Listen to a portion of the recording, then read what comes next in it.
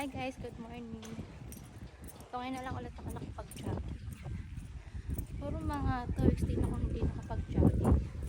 Grabe, lumig.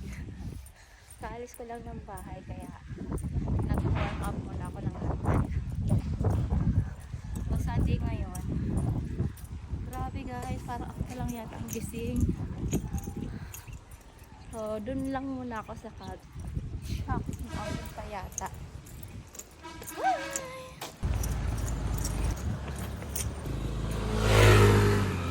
1 kilometer. Talaga, nakaka 1 kilometer pa lang ako. Pero lumalakas na yung ambon.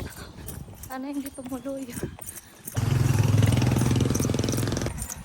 Buti na lang tumilang ambon. Diretso tayo. Hanggang sa maka 5 kilometers. Walang susuko guys. Ang ganda ng view. 2 kilometers guys. Nandito na ako sa my car. 3 kilometers pa. Sana hindi po magtaka ulan. 3 kilometers guys. So palabas na ako ng car. 2 kilometers na lang. Kaya pa to. 4 kilometers guys. So maglalakad muna ako. Medyo bumibilis na yung tibok ng puso ko. Sana all bumibilis ang tibok ng puso. Guys, this is it. Sa wakas, successful. Taran! So, ayun. Uwian time na.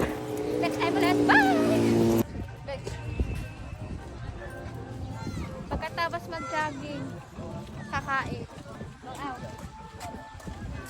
Kung kaya ikaw ang aking inibig, yan ay kusang